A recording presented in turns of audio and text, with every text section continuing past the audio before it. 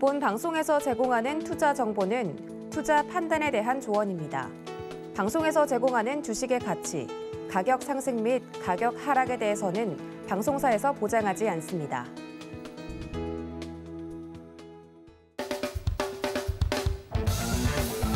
안녕하십니까 여러분, 서울경제TV 홍익 이주환입니다. 자, 오늘 수익을 말하다 시간에서는 그동안 여러분들이 배우셨던 부분에 대해서 전반적으로 복습을 가지는 총복습 시간이다, 이렇게 생각하시면 될 것 같고요.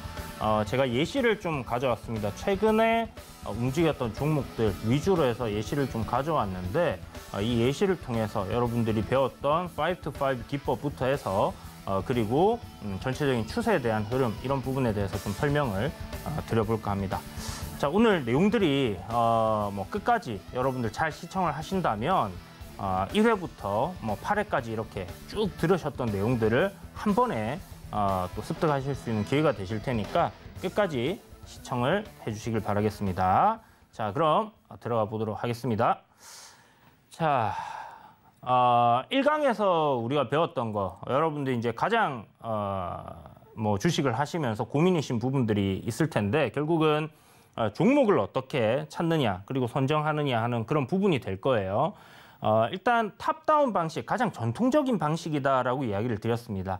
전체적인 시장의 흐름을 보고, 그러니까 우리가 이 시장을 본다라는 것은 금리를 인상하는 시점이냐, 금리를 인하하는 시점이냐, 큰 사이클이 있습니다. 그죠? 이런 시장의 흐름들을 일단 알아야 된다는 겁니다. 근데 이거는 그냥 기사만 보거나 뉴스를 보거나 여러분들이 경제에 조금만 관심이 있다라고 하면 충분히 파악을 할 수 있는 그런 부분이겠죠. 금리 인상 시점에서 우리가 성장주들을 좀 기피해야 된다라는 부분들은 이번 하락장에서 여러분들 많이 겪어보셨을 거고, 이러한 사이클은 추후에도 나중에 금리를 이제 인상하고 나서 또 금리 인하 시기가 올 거예요. 그리고 다시 또 금리 인상 시기가 올 겁니다. 그래서 이런 사이클들은 계속 반복이 된다라고 생각을 하시고, 지금 여러분들이 겪고 있는 이 경험이 나중에 여러분들께 돈을 벌어다 드릴 수 있는 그런 경험이다라고 생각을 하시면 될 것 같아요. 자, 그래서 시장을 우리가 파악을 했다 하면 그 다음에는 섹터를 봐야 됩니다. 시장은 지금 금리 인상 시점이구나, 아니면 금리 인하 시점이구나, 경기가 확장 국면에 있구나, 축소 국면에 있구나, 이런 것들을 보는 것이고요. 섹터를 볼 때는 아까 말씀드린 것처럼 금리를 인상하는 시점에서는 성장 섹터들은 좀 기피하고, 대신에 금리 인상에 대한 수혜가 예상된다든지 아니면 앞으로 도래할 실적 장세에 대한 실적주들에 대한 관심을 좀 가진다든지 이런 부분으로 섹터를 구분해내는 겁니다. 그래서 섹터에 대해서 여러분들이 많은 섹터들이 있는데 IT, 제약, 바이오, 이렇게 건설 쭉 있잖아요. 이런 것들을 쭉 보시고, 제가 차트로 인해서 여러분들이 시장이 이렇게 하락을 하고 있는데 만약 어떤 특정한 섹터가 상승을 하고 있다, 그러면 시장보다 강한 섹터고 이런 섹터에 돈이 쏠리고 있구나라고 생각하고 그런 섹터들을 골라야 된다라고 말씀을 드렸었죠. 섹터나 테마입니다. 그래서 어떤 특정한 테마에 돈이 싹 쏠려서 시장은 하락하지만 결국 그런 섹터들은, 테마들은 올라가는 거거든요. 이번 하락장, 그러니까 전쟁이 일어나면서 시장은 계속 좋지 않은 흐름들을 보였으나 결국 음식료 관련 섹터들은 강세를 보였었어요. 에너지 관련 섹터들은 강세를 보였었어요. 테마도 되고 섹터도 됩니다. 그죠? 그래서 이런 부분들을 차트로 인해서 구분하는 방법을 알려드렸었고요. 자, sek터를 그러면 에너지 섹터로 여러분들이 선별을 하셨습니다. 그렇다면 그 안에서 종목을 선별하는 거, 결국 그 섹터 내에서 섹터 이 지표보다 더 차트 흐름이 가파르게 오르고 있는 종목을 찾아내면 그 종목이 바로 주도주가 된다라고 이야기를 드렸습니다. 그래서 이러한 종목들을 여러분들이 단기 전략을 짜시든 아니면 스윙으로 전략을 짜시든 시장보다 강한 그런 흐름에 있는 종목들을 골라내는 것이 결국은 주식에서 승률을 높일 수 있고 수익을 낼 수 있는 하나의 방법이다라고 생각하시면 될 것 같고요. 제가 이 상승 추세와 하락 추세에 있는 거 쉽게 구별하는 방법에 대해서 이 이동평균선을 가지고 말씀을 드렸었죠. 자, 시장을 우리가 볼 때 시장이 하락 추세에 놓여 있는가, 상승 추세에 놓여 있는가, 이거 굉장히 중요하다라고 말씀드렸었습니다. 자, 하락 추세에 놓여 있는 경우는 60일선이 121선보다 아래에 있는 경우입니다. 그래서 이평선 두 개를 활용을 하는데 자, 60일선 그리고 121선이 이렇게 있어요. 이게 60이고 이게 120이 되겠죠. 자, 그래서 이런 식으로 60과 120의 이평선이 역배열로 있는 상황을 우리가 하락 추세라고 얘기를 하고요.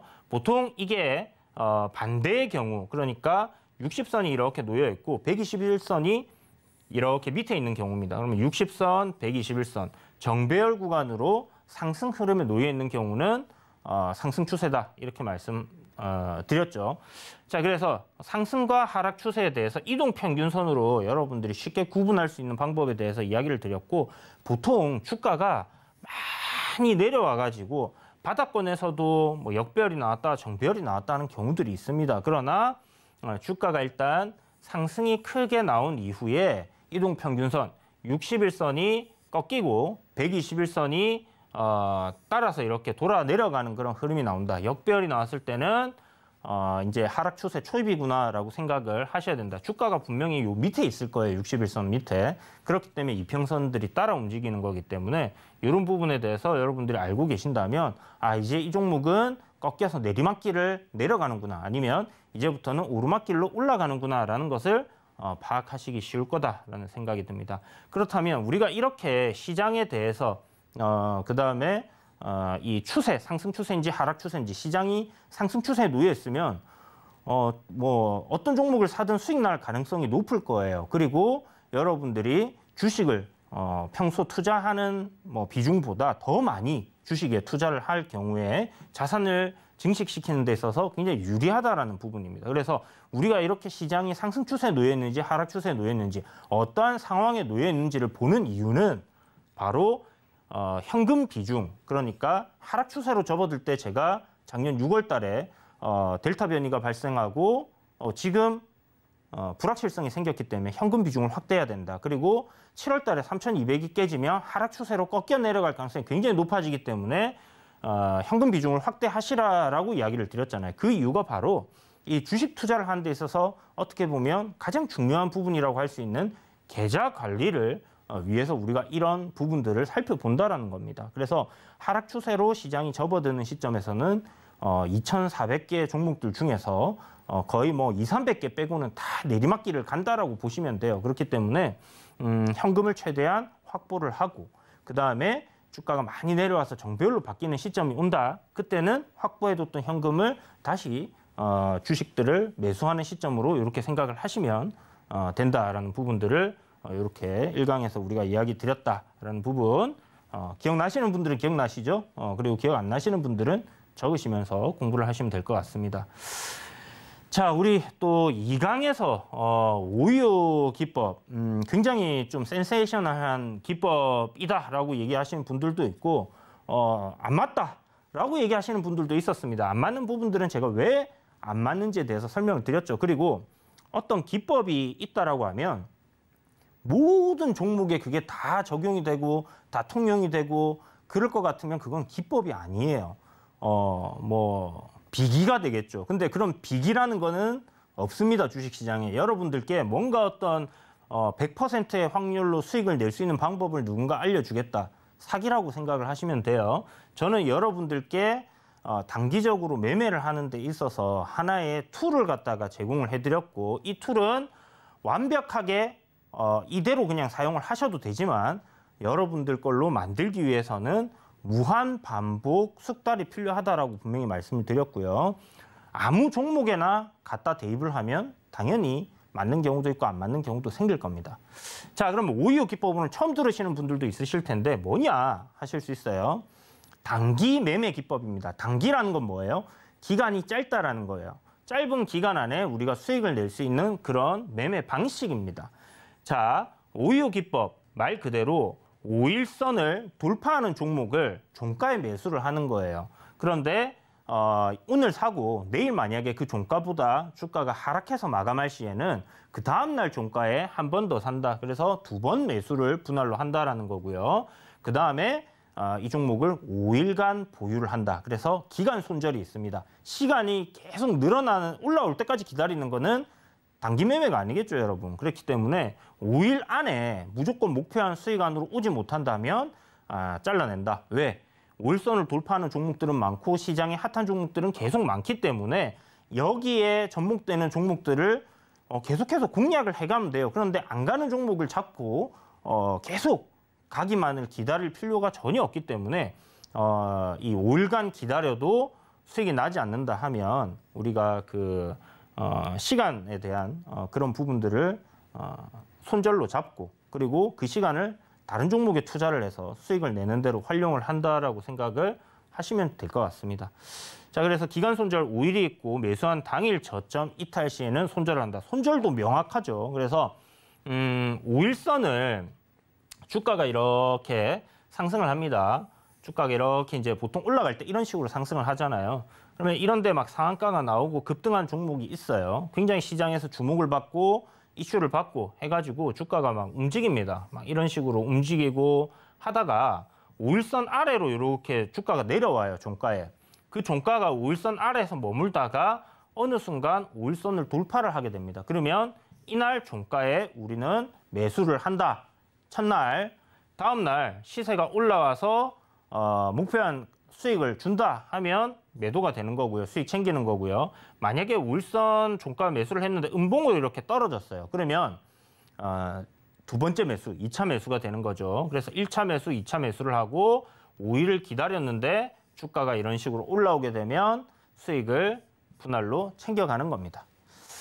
자, 뭐 듣기에는 굉장히 쉬워 보이지만 사실 굉장히 쉬운 방법이에요. 그리고 직장인 분들을 위해서 제가 만든 게 아니라 제가 직장 다닐 때 제가 만들었던 그런 기법입니다. 왜냐하면 그때 당시에도 시장이 좋지 않았고 어떻게 하면 내가 짧은 시간 주식 종목들을 찾는데 투자를 하고 그 다음에 주식시장 하루 종일 보지 않으면서도 수익을 낼 수 있을까라는 부분들을 생각하면서 고안해냈던 방법이기 때문에 직장인분들 장 마칠 때 뭐 3시 20분에서 19분 그때 해당되는 종목 딱 선별해뒀던 거 사셔가지고 다음날 아침에 시세를 준다든지 아니면 뭐 5% 매도 자동 익절이 되게끔 요즘 MTS나 HTS에 설정을 할 수 있죠. 그런 것들 딱 해두시고 보시면 수익이 굉장히 잘 나올 겁니다. 그래서 손절도 딱 기계적으로 할 수 있게끔 세팅을 다 할 수 있으니까 그렇게 해서 한번 해보시길 바랍니다. 자, 목표 수익은 제가 말씀드렸죠. 단기 전략입니다. 5일 가져가는데 다음날 대부분 수익이 나는 경우들이 많아요. 한 3, 4일 안에 뭐 5일째 가는 경우들도 있고 6일째 가는 경우들도 있긴 한데 5일을 기준으로 잡고 5에서 10% 정도의 목표 수익을 가진다. 1차 매수를 했는데 다음날 5% 수익이 나면 그때부터 분할 매도를 하는 겁니다. 그리고 2차 매수까지 했는데 5% 올라왔다. 절반을 매도하고 남은 절반은 10% 가는 구간에 걸어 놓는다. 다만 매수한 이후에 평균 매수 단가에서 5% 수익이 났는데 거기서 절반 팔고 나서 남은 거는 이제 더 볼래 했는데 한 8% 올라갔어요. 8% 올라갔는데 이게 미끄러져 가지고 5% 익절 가격을 위협한다. 그러면 그냥 5% 다 챙겨버리면 됩니다. 수익은 챙길 때 내 돈이 되는 거예요. 그죠? 그래서 그런 거를 꼭 한다라고 생각하시고 요게 이제 익숙해지시면 좀 전에 말씀드렸던 것처럼 주가가 상승하는 흐름에 놓여 있는 종목이 쉬어가는 구간에서 우리가 공략을 하는 그런 전략이기 때문에 분할 매도를 여러분들이 해보시면 뭐 여기서 5% 주고 반짝하고 죽는 경우들도 있습니다. 그렇기 때문에 5에서 10%로 딱 잡아놓은 거지 이슈나 재료가 굉장히 강한 종목들 같은 경우는요 10%, 20% 막 이렇게 가는 경우들 허다하게 많이 나와요. 그러면 분할 매도 딱 걸어놓고 팔면 됩니다. 여러분들이 아유 오늘 상한가 갔는데 내가 10%밖에 못 먹었어. 아쉬울 수 있습니다. 사람이기 때문에 다 아쉬울 거예요. 그러나 아쉬워하는 게 낫지 내가 10% 수익이 났는데 더 먹을 거라고 안 팔고 있다가 주가가 마이너스까지 밀리면 후회를 하게 되죠. 후회보다는 아쉬움이 훨씬 더 좋은 거다라는 것을 꼭 기억하시고요. 분할 매도 하시면서 반복 숙달하시면 여러분들 나중에 이런 종목들은 조금 더 가더라라는 게 생길 거예요. 그런 것들은 조금 더 수익을 끌고 가시는 것도 괜찮으실 거고 그런 자신만의 방법들을 찾아가실 겁니다. 이런 부분들 여러분들 확실히 잘 모르겠다. 내가 뭐 한 3분의 2 정도는 팔았는데요. 남은 거는 좀 더 들고 가볼까요? 어떻게 해야 되는 게 좋을까요? 오유기법에서 이 종목은 어떨 것 같습니까? 라고 물어보신다면 제가 또 이야기를 드릴 수 있겠죠. 그러니까 여러분들이 노란톡방으로 들어오신다면 이런 부분에 대해서 제가 좀 더 자세하게 이야기 드릴 수 있고, 또 여러분들이 이런 기법을 공부를 하고 제 강의를 듣고 공부를 하다가 잘 모르겠다 하시는 것들이 분명히 생길 거예요. 그러면 들어오셔서 언제든지 편하게 물어보시면 제가 또 알려드리도록 하겠습니다. 왜 이런 이거 제가 공개 방송할 때 오요 기법 여러분들 공부해 보셨습니까? 강의 보셨습니까? 했더니 어떤 분이 정말 큰 거를 오픈하신 것 같다. 근데 그분은 주식 굉장히 좀 오래 하셨던 분이고 잘하시는 분인데 왜 그런 거를 방송에서 오픈을 했냐라고 하시더라고요. 말씀 지난번에도 제가 드렸지만 이 수익을 말하는데 수익 나는 방법을 얘기 안 하면 안 되잖아요. 제가 이전 강의들도 쭉 봤는데 좋은 내용들도 많습니다만은 뜬구름 잡는 소리들이 많더라. 그래서 확실하게 여러분들께 기준을 딱 정해드리고 이 방식대로 해보시라라고 얘기 드릴 수 있는 그런 기법을 하나를 소개해 드리는 거고요. 사실 이거 말고도 저는 사용하는 게 많기 때문에 가장 직장 다닐 때 제가 유용하게 써먹었던 것 같기 때문에 그래서 여러분들께 소개를 드리는 거고, 또 이렇게 알려드려도 안 하실 분들이 100명 중에 99분이에요. 그렇기 때문에 별 걱정 없이 이야기를 드린다 이렇게 생각하시면 됩니다. 자, 강한 종목을 해라라고 말씀드렸어요. 시장의 중심에 있는 종목들. 나중에 예시를 보면서 여러분들께 설명드릴 테니까 어떤 종목들이 적용이 잘 맞아 떨어졌는지, 어떤 종목들을 선별을 해야 되는지를 여러분들이 보시게 될 겁니다. 자, 첫 파동 후에 눌림이 좋다. 그러니까 주가가 이렇게 움직이다가 저항을 딱 돌파를 하면서 시세를 줘요. 그리고 나면 쭉쭉쭉쭉쭉 올라가는데 그냥 올라가지 않죠. 올랐다 내렸다 올랐다 내렸다 이렇게 올라갑니다. 주가는 항상.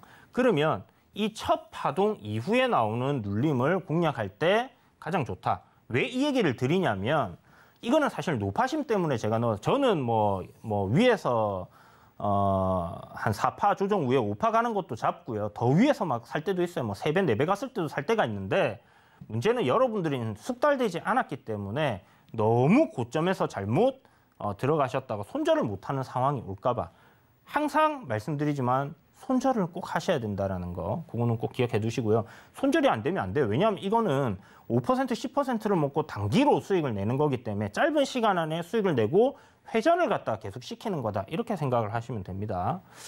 자, 그래서 오요 기법에 대해서 궁금하신 분들은 꼭 예전 강의를 찾아서 디테일하게 나와 있는 강의를 꼭 들으시길 바라겠고요. 그 강의 못 찾겠다 하신 분들 노란톡방 들어오셔서 물어보시면 제가 링크를 보내드리도록 하겠습니다. 자, 3강에서는 관심 종목 압축하는 방법에 대해서 이야기를 드렸어요. 이것도 결국은 관심 종목을 압축하는 방법, 우리가 다양한 매매를 할 수 있습니다만은 특히나 단기 트레이딩을 할 때는 너무 많은 종목들을 보고 있게 되면 놓치는 경우들이 많이 생깁니다. 그래서 시장에서 가장 강한 종목, 가장 거래대금이 많이 쏠리고 있는 모든 사람들이 관심을 가지고 있는 그런 종목들을 딱 가지고 여러분들이 하루 종일 집중을 한다면 거기서 정말 많은 것을 배우실 수가 있거든요.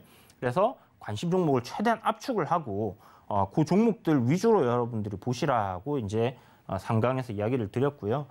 중장기 같은 경우는 이제 기업 실적이라든지 성장 전망, 결국은 가치 투자를 베이스로 우리가 시간을 오래 들여서 이 종목이 내려오고 있건 올라가고 있건 추후에 더 많이 상승을 할 거다. 그 시간이 오래 걸리더라도 나는 계속해서 모아가는 전략이라든지 아니면 분산 투자를 통해서 한 10종목 가치 투자로 이렇게 포트를 짠다. 이럴 때 여러분들이 중장기 투자를 하시는 거고, 단기 트레이딩을 할 때는 선택과 집중을 해야 되는 그런 부분들이 있다. 그래서 왜냐하면 빠르게 대응을 해야 되는 거잖아요. 그렇기 때문에 너무 많은 종목들을 가져가기는 어렵고요.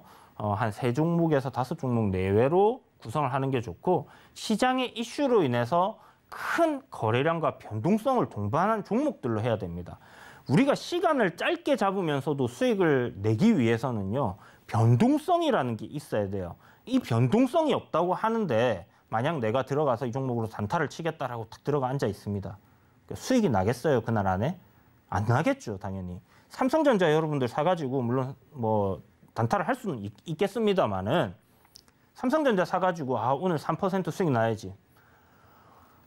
월 평균으로 따지면 3% 올라가거나 내려가는 게 거의 없는 종목인데 그런 걸 잡고 단타를 하겠다라고 하면 당연히 안 되겠죠. 승률이 낮을 겁니다. 그런 경우에는. 그리고 수익도 뭐 빨리빨리 회전도 안 될 거고요. 기간을 짧게 가지면서 우리가 수익을 내겠다 했을 때는 이런 변동성을 동반해야 되는데 그러기 위해서는 시장의 핫한 이슈로 인해서 많은 사람들이 사고 파는 종목들을 가지고 매매를 할 때 결국 수익이 난다라는 겁니다. 그래서 내가 중장기 투자를 할 거야. 내가 단기 투자를 할 거야. 어떤 투자를 할 것인지에 따라서 여러분들이 그런 종목들을 관심 종목으로 탁 압축을 해야 되는 거고요.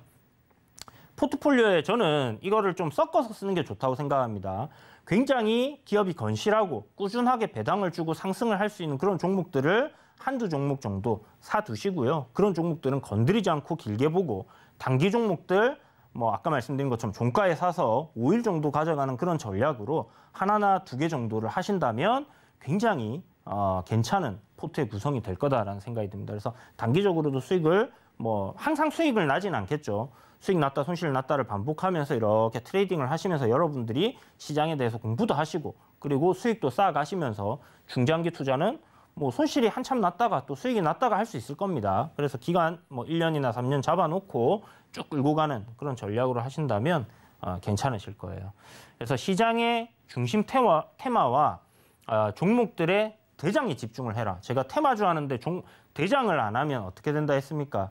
이거는 제가 진짜 노란톡방에서 정말 많이 말씀을 드렸고 방송에서도 말씀드렸는데 테마주를 하는데 대장주를 안 하면 테마주로 손실을 크게 보게 된다. 결국은 여러분들 테마주가 나쁜 거다라고 고정관념이 생기는 이유가 바로 테마주를 하되 종목 선정이 잘못되어 있기 때문에 그런 경우들이 많다라는 것을 기억을 하시면 될 것 같습니다. 자, 어떤 종목들을 우리가 관심을 가져야 될까?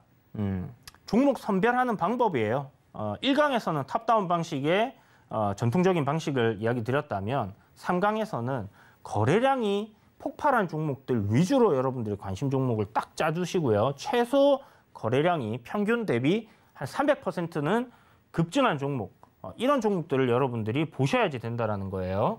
그래야지 추후에 거래가 증가한다는 건 뭐예요? 주가가 상승을 할 수 있다는 거거든요. 그래서 그런 관점에서 뭐 급락이 나오든 급등이 나오든 해야지 거래가 급증을 하니까 일단은 시장에서 관심을 받는 거래가 급증한다는 것은 뭡니까 여러분? 많은 사람들이 사고 파는 거죠. 많은 사람들이 왜 사고 팔겠어요? 무슨 이슈가 있으니까 사고 팔겠죠. 그 이슈 때문에 사람들이 그 종목에 집중을 하게 되고 그럼 어떤 재료가 있는지도 여러분들 찾아보셔야 될 거고 거래가 급증한 종목들 어떤 테마에 속해 있는 종목인지 아니면 이 종목은 어떤 이슈가 있어서 오늘 급증이 나왔는지 이런 것들을 판단을 하고 그런 재료들이 앞으로 지속 가능하다 하면 주가가 계속해서 상승을 할 가능성이 높겠구나라고 판단을 하고 접근을 하는 겁니다. 자, 여기에 더해서 주가가 우상향을 하고 있는 종목을 보시라고 말씀드렸어요. 저 3만 뒤에서 이렇게 내려오고 있는 종목 이런 거 하지 말아라고 제가 엄청 말씀 많이 드렸죠. 여기서 많이 내려갖고 이렇게 자리 잡고 있다 이렇게 올라갈까 봐 하시는 분들이 있어요. 이런 거 하지 마세요, 여러분. 여러분들이 이런 거를 공략하게 되면요. 계속해서 증권 방송하는 이런 경제 방송에 전화해서 종목 상담하시게 될 겁니다. 자, 그래서 바닥권에 있다가 상승 흐름을 타기 시작하고 우상향으로 되어 있는 종목들. 정배열은 뭐예요? 5일선, 21선, 61선, 121선, 이동평균선 이게 이렇게 나열이 된 겁니다. 순서대로. 맨 위에가 5, 맨 아래가 120. 이렇게 된 걸 정배열이라고 해요. 물론 뭐 5일선이 21선 부근까지 내려온다든지 살짝 아래 내려왔다 다시 올라가거나 이 정도는 정배열로 칠 수 있습니다. 어찌됐든 추세가 상승으로 놓여있는 우상향하는 종목을 사라라는 거예요. 자, 다음 최대 주주 지분이 적은 종목은 피하라고 말씀드렸습니다. 10%도 안 되는 지분을 갖고 있다. 사실 20%가 안 되는 지분을 최대 주주 갖고 있다고 하면 그 종목은 가급적이면 안 하시는 게 좋습니다. 하시더라도 비중을 적게 한다든지 아니면 굉장히 짧은 시간 안에 내가 나오겠다. 오늘 들어가서 오늘 나오겠다 한다라면 뭐 그런 관점으로 여러분들 접근하시고요. 부채 비율이 자본보다 너무 높은 경우들이 있어요. 근데 회사 영업이익을 꾸준하게 내고 있는 기업이라면 괜찮으나 그렇지 않다라면 피해라 말씀드렸죠. 자, 그래서 부채 비율 높은 경우 피해라. 자, 4강입니다. 재료 분석. 아유, 이 정말 빠르게 시간이 부족하다 보니까 빠르게 얘기 드리려다 보니까 목이 아픈데 테마주 공략 시의 재료 분석은 필수적입니다, 여러분. 뭐 우리가 가치 투자를 한다는 것은 기업의 실적이나 아니면 성장성을 보고 투자를 하는 거잖아요. 물론 그런 장기적인 성장을 가지고 테마가 형성되는 경우들도 있지만 일단 기본적으로 테마에 대해서 생각을 해보면 코로나19 테마, 전쟁 테마, 그죠? 지금 가장 핫했던 2년간 가장 핫했던 테마가 지금 여러분들께 예시로 얘기 드린 이런 테마들입니다. 그렇다면 이 테마주를 공략하는 데 있어서 이 재료의 분석은 필수적이에요. 이 재료가 얼마나 오랜 기간 상승을 할 수 있을 것인가 이런 것도 여러분들이 알아야 되잖아요. 자, 그러면 재료의 종류가 있어요. 재료를 제가 뭐 뉴스가 나오는 거를 카테고리로 좀 정해봤습니다. 뉴스를 여러분들이 딱 보실 때 보통 어떤 거부터 보시는지 모르겠지만 저 같은 경우는 이렇게 봐요. 글로벌 이슈를 먼저 봅니다. 세상이 어떻게 돌아가느냐. 그래서 아침에 일어나면 제 노란톡방에 들어와 계신 분들은 아실 텐데 뉴욕 증시가 어떻게 됐나. 아침에 일어나면 주식하는 사람들 그거 챙겨보시죠. 그럼 왜 그걸 봐요?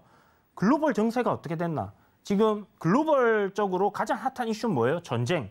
우크라이나 러시아 전쟁 어떻게 되고 있나. 글로벌적으로 뭐 일어난 일이 무엇이 있나. 뭐 새로운 또 전염병이 도나. 이런 것들을 먼저 파악을 하고 그 다음에 국내 이슈로 들어오고 국내 이슈에서 뭐 정부에서 만들어내는 정책이라든지 대기업의 정책들이 있을 거예요. 그런 것들에 일단 주목을 하고 그 다음에 개별 이슈, 개별 종목들의 이슈들을 살펴보는 겁니다.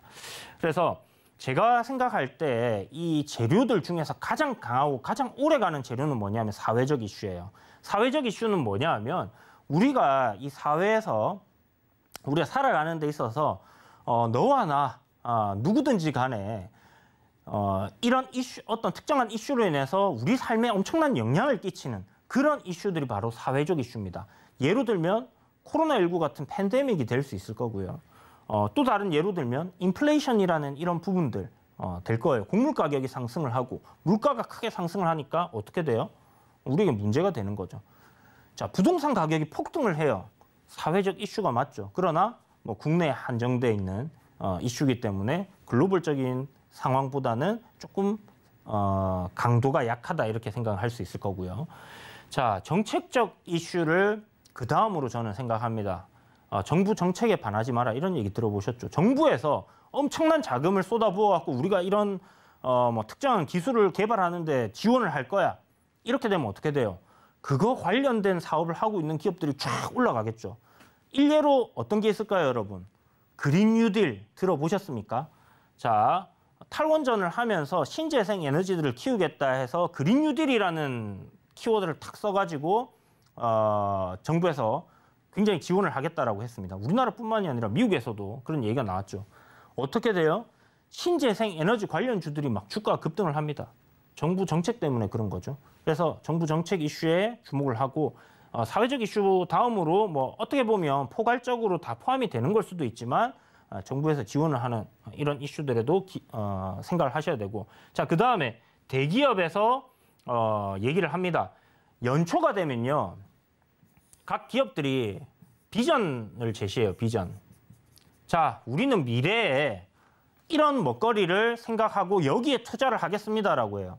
삼성전자에서 로봇 사업의 미래 먹거리, 메타버스의 미래 먹거리로 하겠다 하니까 어떻게 돼요? 메타버스 관련주들이 급등을 하고 그 다음에 로봇 관련주들이 급등을 하죠.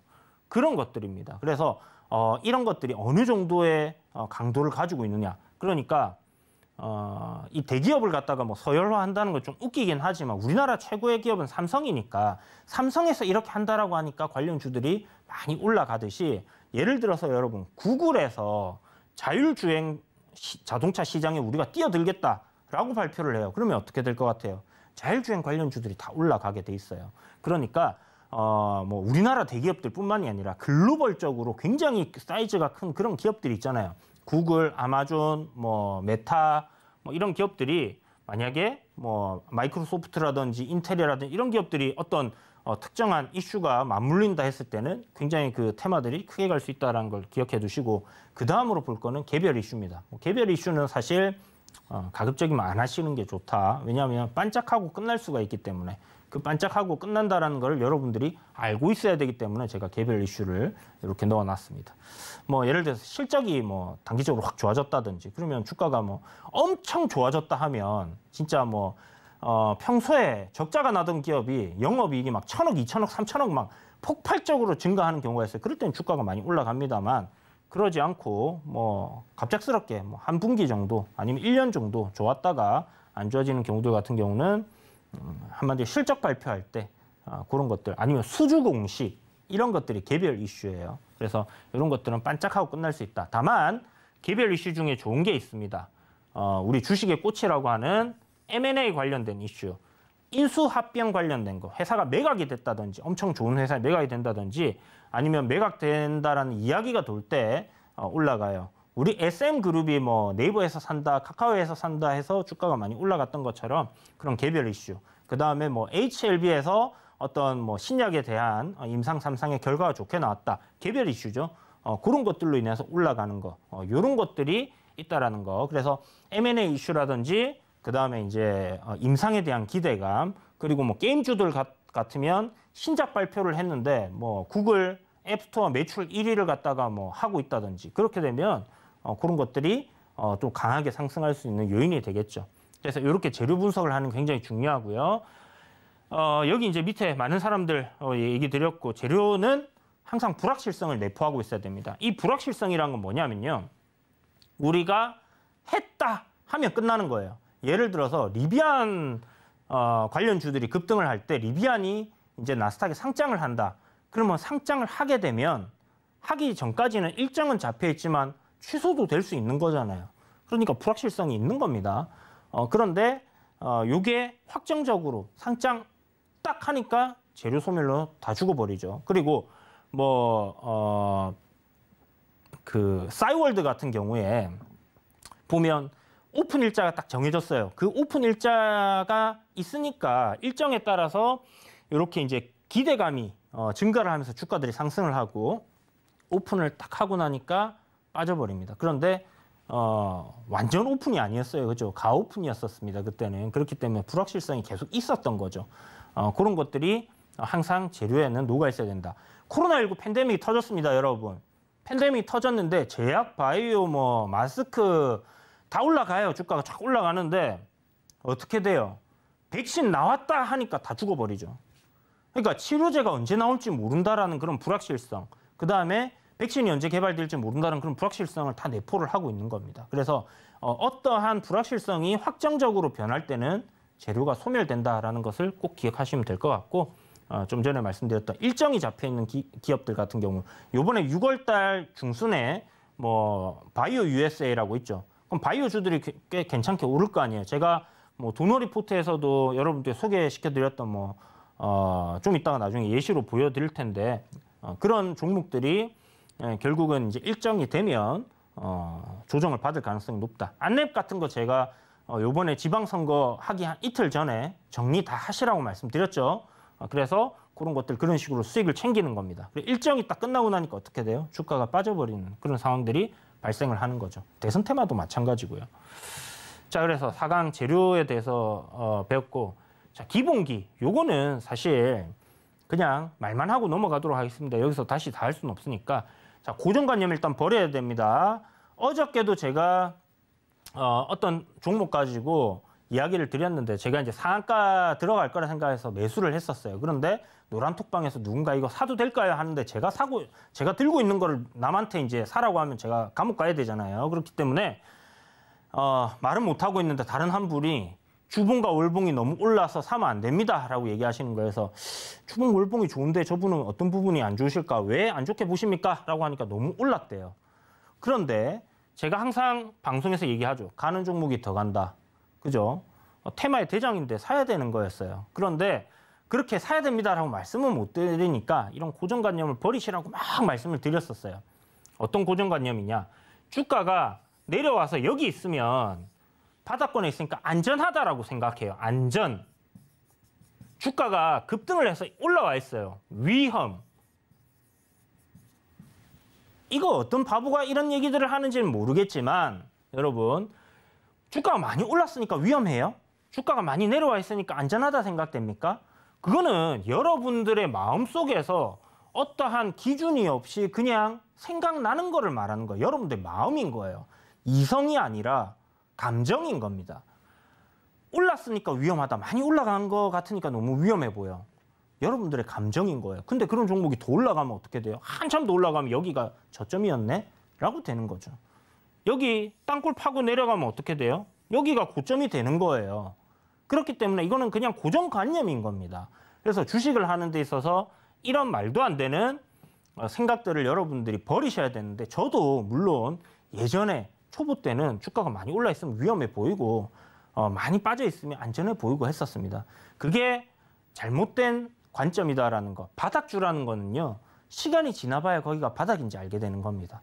고점도요, 시간이 지나봐야 거기가 고점인지 알게 되는 거예요. 제가 아까 상한가 부근에서 매수를 해서 한 4% 정도 어제 상한가 들어갔는데 수익이 났었어요. 오늘 어떻게 됐냐? 그 종목 거의 20% 넘게 올라갔습니다. 그러면 제가 샀던 지점은 고점이었나요? 아니잖아요. 그죠? 그래서 이런 고정관념을 버리고 주식시장에 임해라. 두 번째, 이평선의 원리를 이해해야 됩니다. 이동평균선은 주가가 시세가 움직임에 따라서 변화하게 되어 있어요. 따라오고 후행성이 있다라는 거, 이런 것들을 알아야 되고, 뭐 이 부분에 대해서는 제가 다음에 공개 방송 있을 때 더 자세히 이야기를 드리도록 할게요. 이 부분들 기술적인 부분들이니까 우리가 이런 거 배웠다라는 정도, 여러분들이 이동평균선은 뭔가 지금 강의를 들으시고 공부를 좀 해보시면 좋을 것 같고요. 자, 지지 저항이 있어요. 지지 저항. 주가가 올라갔다가 내려갔다 올라갔다 내려갔다 이렇게 하면 이러한 특정한 가격대에 저항이 생겨요. 이런 저항을 가지고 저항선이다라고 얘기하고, 이거를 돌파하고 나면 여기를 지지를 받고 또 올라가는 경우들이 있습니다. 이걸 지지 저항. 지지 저항을 활용할 수 있는 거는요, 특정한 가격대들도 지지 저항으로 활용이 돼요. 그러니까 10,000원, 20,000원, 30,000원, 100,000원, 100만 이런 가격 라운드 피겨도 저항이 되고 또 돌파를 하고 나면 지지가 되고요. 이동평균선도 마찬가지로 5일 이평선이 우리가 있는데 돌파를 하고 나면 그 다음에는 5일선을 지지를 받으면서 계속 올라가거나 깨고 내려오면 올라갈 때마다, 올라가려고 할 때마다 5일선의 저항을 받고 계속 밀려가는 그런 흐름들이 있습니다. 그래서 이동평균선도 지지 저항이 되고, 추세선도요, 내려오면 다시 올라가려고 하는 성질이 있고, 깨고 내렸을 때는 올라갈 때 저항으로 작용을 합니다. 그래서 추세 저항도 있고, 또 볼린저 밴드도 쓰시는 분들 많기 때문에 볼린저 밴드의 상단도 저항, 돌파하면 지지, 뭐 이렇게 된다 생각하시면 되고, 특히 또 매물대 이걸 또 사용하시는 분들도 많죠. 그래서 이런 것들이 다 지지 저항으로 활용된다 생각하시면 돼요. 자, 그리고 추세는 세 종류로 나눌 수 있다. 상승 추세가 있고 하락 추세가 있고 횡보하는 추세 없음이 있다라고 말씀드렸습니다. 그래서 추세는 결국 방향인데, 이 방향에 대해서 우리가 확실히 알 수 있어야 주식 투자를 한다. 하락 추세와 횡보 추세는 하지 않는다. 그리고 상승 추세만 한다라고 말씀을 드렸습니다. 자, 잘 기억하시고 받아 적어 두세요. 손절. 이게 주식 하시는 분들 중에서 가장 중요한 부분입니다. 여러분들이 어떤 종목을 사기 전에 항상 내가 이 종목을 어떤 가격대에서 손절을 할 것인가라는 것을 필수적으로 전략을 짜두시고 진입을 해야 됩니다. 이게 손절을 어디서 할지가 안 정해져 있으면 매수를 하면 안 돼요. 아시겠죠? 자, 그래서 손절은 여러분들께 더 큰 수익을 주기 위해서 필수적으로 우리가 취할 수 있는 하나의 전략이다라는 부분들을 꼭 기억하시길 바라겠고요. 오늘 이 5강까지 해서 여러분들께 이야기를 드렸는데, 빠르게 이 종목들을 한번 리뷰를 해보도록 하겠습니다. 최근에 움직였던 종목이 5-to-5 안 맞다라고 하시는 분들이 많아서, 자, 아미노로직스라는 종목입니다. 제가 이평선들이 또 이렇게 다 나와 있네요. 자, 5-to-5에는 필요한 게 5일선하고 21선만 일단 두고 한번 보도록 하겠습니다. 21선 좀 더 두껍게 이평선들을. 자, 그래서 이런 식으로 이제 이동평균선 여러분들 좀 보시기 편하게 색깔도 이렇게 변경을 할 수 있고요. 하니까 이런 거 세팅해서 한번 보세요. 자, 최근에 아미노로직스가 굉장히 핫했어요. 음식료 관련주들 움직이면서 보시면 앞에 거의 뭐 상한가까지 올라갔었죠. 26% 급등이 나오고 주가가 밀려 내려왔습니다. 밀려 내려오다가 5일선을 돌파하는 흐름이 딱 잡히니까 이 이후에 요날 종가에 샀다 하면 여러분들 어떻게 됐을 것 같아요? 자, 이게 뭐 한 6%, 7% 정도 갔네요. 5일 안에 수익이 났죠. 자, 그리고 코이즈라는 종목이 있어요. 자, 이거는 어저께 적용이 되는 종목이었습니다. 앞에 상한가를 엄청나게 갔던 종목이었고 매우 강했던 종목이었는데 이렇게 다 내려왔습니다. 내려와가지고 보니까 여기서 또 한 번 상한가를 갔어요.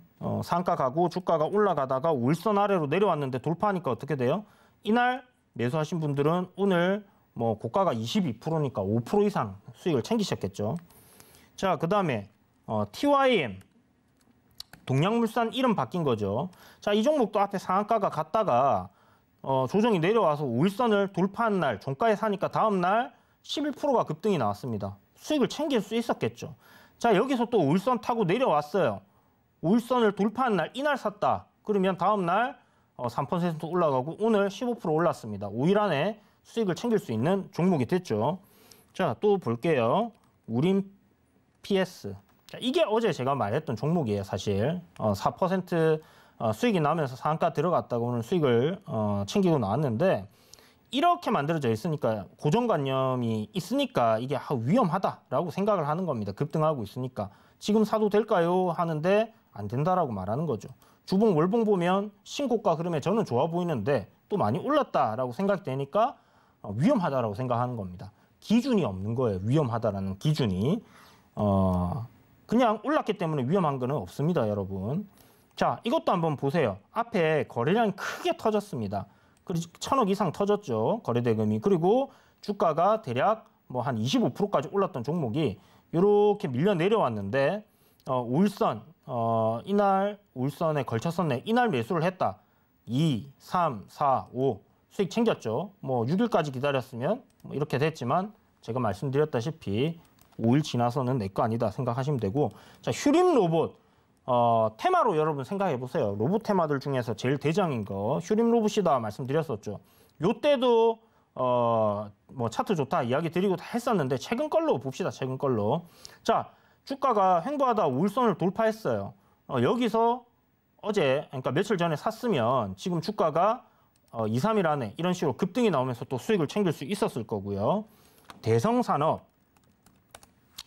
5일선 앞에 상한가 갔죠. 주가 눌렸다가 5일선 돌파하니까 어떻게 돼요? 5일 안에 수익이 났습니다.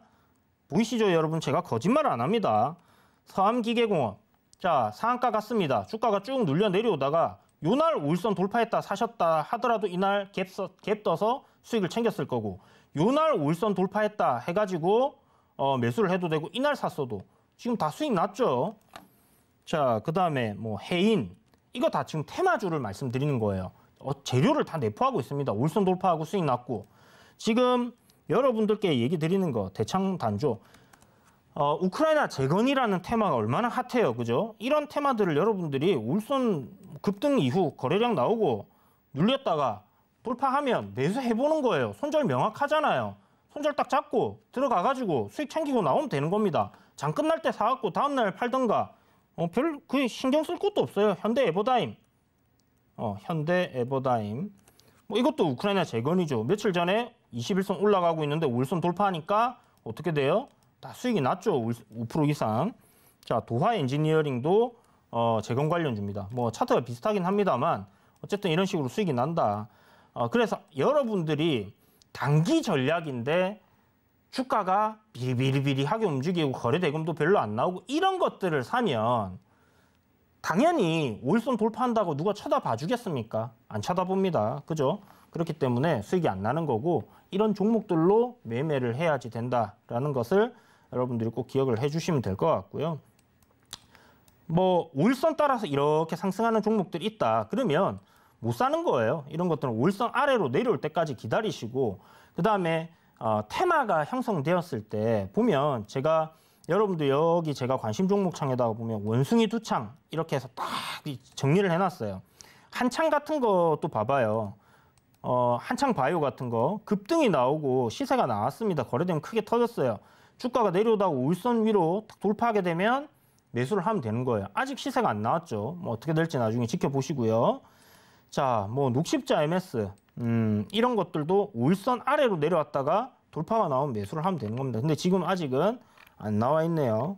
그래서 뭐 보면 뭐 양자 암호 뭐 이런 것들도 지금 급등 나오고 울선 돌파하고 있고, 뭐 오늘 같은 경우 시세 조금 나왔는데 5%는 뭐 도달을 못했습니다. 그래서 이런 것들 위주로 여러분들이 가급적이면 시세가 강하고 시장의 중심이 되고 있고 사람들이 많이 쳐다보고 있는 그런 종목들 위주로 기법을 적용을 하고 이렇게 보셔라, 이렇게 말씀드리겠습니다. 그래서 오늘 뭐 너무 많은 이야기들을 한꺼번에 들으셔서 헷갈리실 수도 있는데, 수익을 말하다 요거 검색을 하셔갖고 여러분들 역주행을 해보셔도 좋다라는 생각이 들고요. 잘 모르겠다 하시는 분들은 노란 톡방 들어오셔갖고 그 525 기법이라든지 선생님 알려주시는 것들 한 번 더 설명해 주세요 하면 제가 그런 것들 영상으로 만들어 놓은 거에 대한 링크를 또 보내드릴 겁니다. 그러니까 들어오셔서 물어보시고 여러분들이 이런 기법들 공부를 하시는 데 있어서 도움이 될 수 있겠다라는 생각이 드니까 뭐 샵 0082로 이주현 보내시면 또 참여하실 수 있는 링크 바로 보내드리고 있거든요. 그렇게 해서 노란 톡방으로 함께 하시면 좋을 것 같습니다.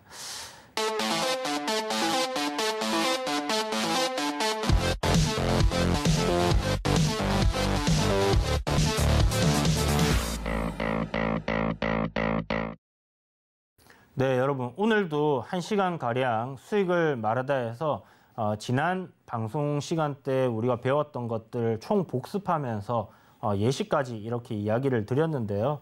뭐 남은 또 다음 시간 한 주 동안 여러분들 이런 부분들 공부해 보시고 직접 또 접목해 보시면서 좋은 수익 나셨으면 좋겠다라는 생각이 듭니다. 그럼 다음 시간에 뵐 때까지 성공 투자하시고 시청해 주셔서 감사합니다.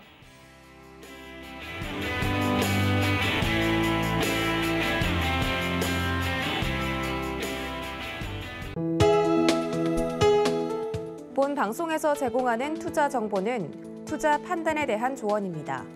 방송에서 제공하는 주식의 가치, 가격 상승 및 가격 하락에 대해서는 방송사에서 보장하지 않습니다.